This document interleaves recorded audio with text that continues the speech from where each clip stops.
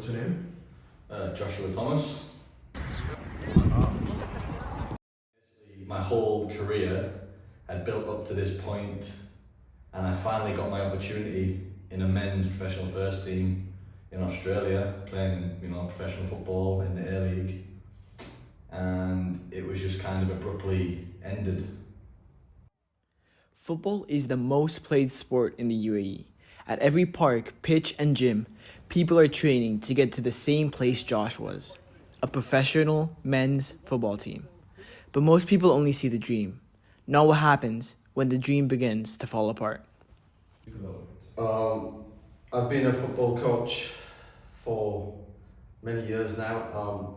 From the age of around about 7, I was already coaching my little brother, and I was already had him out practicing. And my mom already said, "You're going to be like a PE teacher. You're going to be somebody that basically does things in sport." Already, we're seeing something important. Coach Mark didn't just play, he coached. From the beginning, his mindset was different. That's rare. I did something a little bit different. Um, in regards to the coaches I was with, in regards to not playing for my school, and playing for like a club and an academy rather than going being a superstar for a school team, stuff like this. I ended up getting a bad injury, which cut my career pretty much dead on that day. This is the part no one plans for. Imagine you were in his position. You committed over a decade of your life to one thing, and just like that, it ended. No backup plan, nothing. That moment wasn't just personal. It shows how fragile and brutal the path can be. Most of the football programs in the UAE, I think culturally, the UAE is a transactional society, and that's because obviously of the capitalist nature that we're in. If football is the most popular sport in the UAE, then why aren't we seeing any big pros come from the UAE? It's transactional.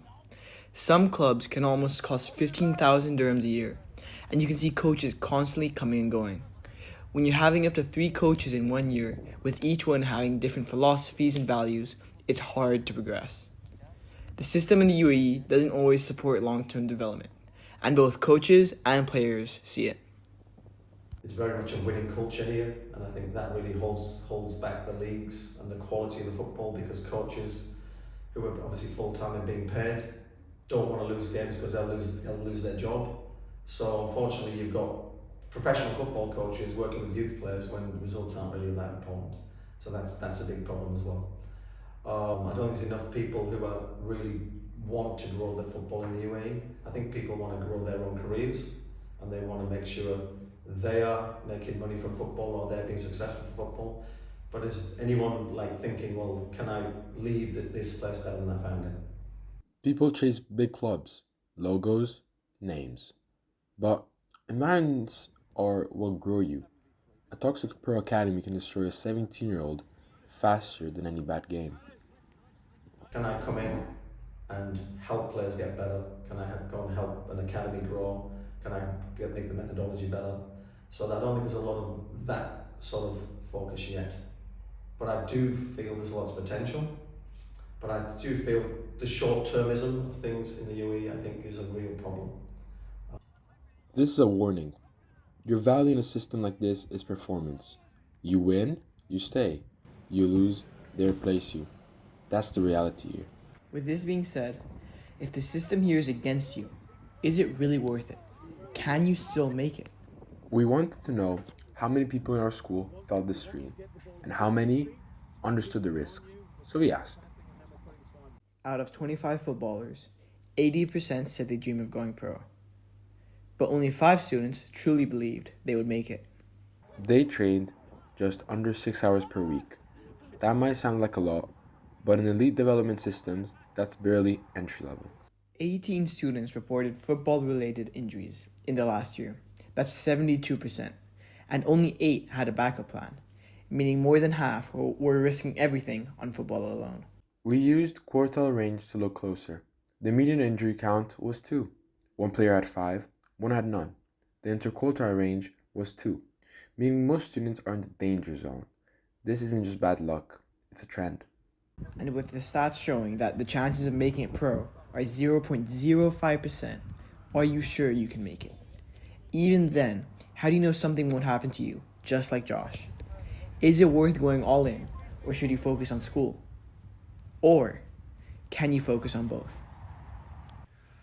So, to prepare, I would get educated as well as play. Don't just be like, oh, I'm playing football, I can't do my education, or I won't do my education, or I'll not do as good in my education because I have football. Those days are gone. You don't need to do that anymore. You can be highly educated and be a football player. You can have university degrees and be a football player. You don't have to pick one or the other. The old school approach was one or the other. Those days are gone. You can do both. Yeah, well, I think being highly academic is only going to help the athlete.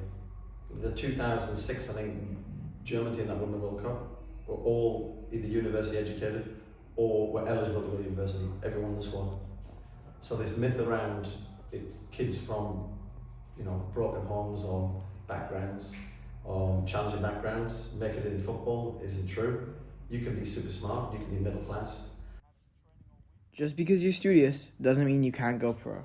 Respect both, be balanced, and no matter what, you'll be prepared.